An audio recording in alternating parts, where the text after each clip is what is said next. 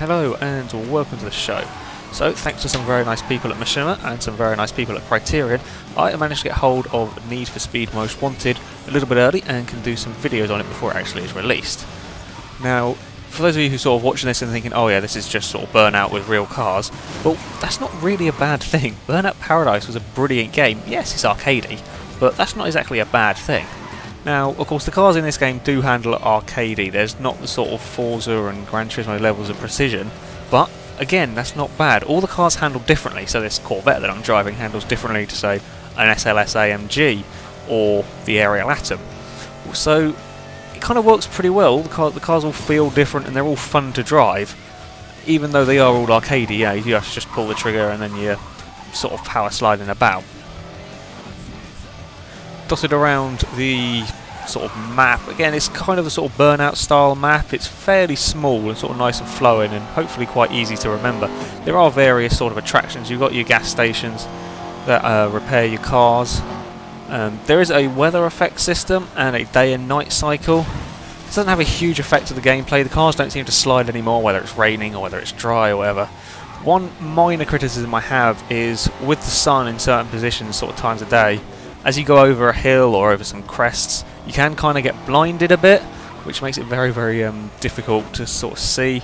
And it lasts for like sort of a couple of seconds. You can't really see anything, which is a little bit, I don't know, kind of annoying. One of the really, really cool aspects of this game, I really like how they've done this, is how you get new cars. Here we go, I've found the SLS. Unlike most games, you kind of progress through the game. You unlock cars, you level up, you earn money or whatever to buy faster cars. On here, all the cars, excluding the Most Wanted cars, there are 10 of them, all of the cars are unlocked from the start and you get to drive them when you find them. So you'll unlock cars in a completely different order to the way that I unlocked them, and it's really good. So like you can sort of be going cruising, you can go into a race event and suddenly, oh look, there's another car, you can go over there, you can go and pick it up. I think that's really, really good, and I think that should be in sort of more open-worlded games. Now, of course, Burnout crashes are back in this game, I guess you could say. When you have a crash, it is going to be big, which is kind of quite impressive because manufacturers don't like having their precious cars sort of wrecked. And the damage on here, okay, your cars don't crumple as such, but the damage is pretty good for a racing game, considering that these are all licensed cars. Now, your races are fairly standard affairs. You've got your point-to-point races against a number of AI. I think it's 10 is the maximum I've seen so far anyway. Then you've got your circuit races, but they're all racing around the sort of roads. They're normally a couple of laps. None of the races are too long, which is also really good. There are an average speed race I did, and I wouldn't be surprised if they're sort of time trial races. When you race against the Most Wanted guys, these are kind of like the, I guess you could say it's a story, but it's not really a story. There are just 10 cars or 10 guys that you've got to race and beat. And they are 1v1 races, and the police can intervene at the races at some points to kind of break things up. But the races are never really long enough to get boring, and there's so many different sorts of roads. That is kind of cool. Another kind of event are these ambush races, and well, I really don't have a clue what's going on here either. The cutscenes before them are always a bit bizarre. They always have cop cars doing some sort of crazy stunt that's completely impossible. Basically, the events are just escape from the police. But I like the way that they've sort of put that crazy aspect in. Whenever I see an ambush race sort of come up on your list of races, that's where I want to go. I want to go and see what the creators have come up with for the police to be doing.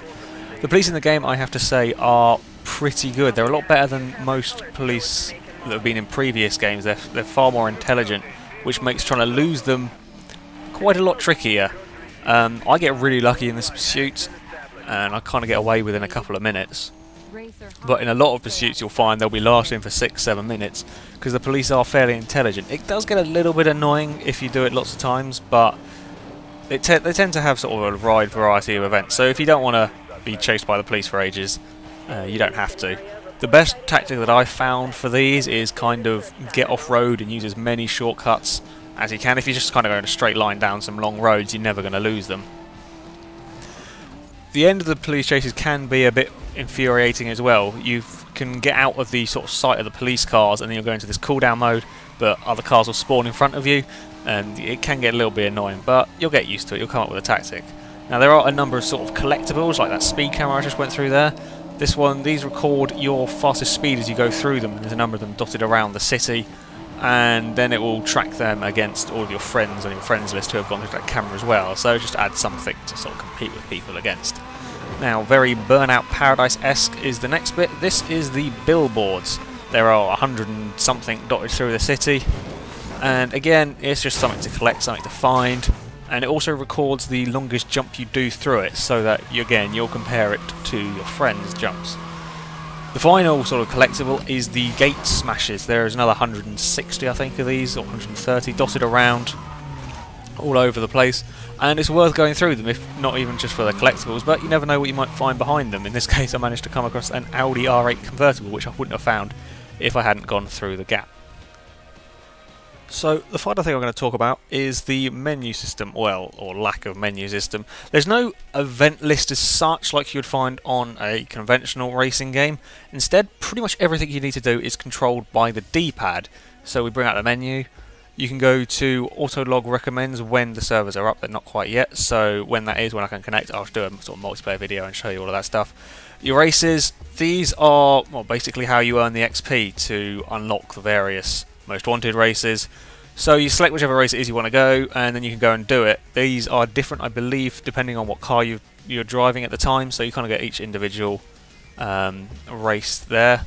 Customise your car as you win races and unlock stuff. You get various options, so you can upgrade your tyres, nitro, and sort of loads of interesting stuff. So you can give your car, say, off-road tyres or more nitro, or introduce nitro to it. It's just gone off, never mind that.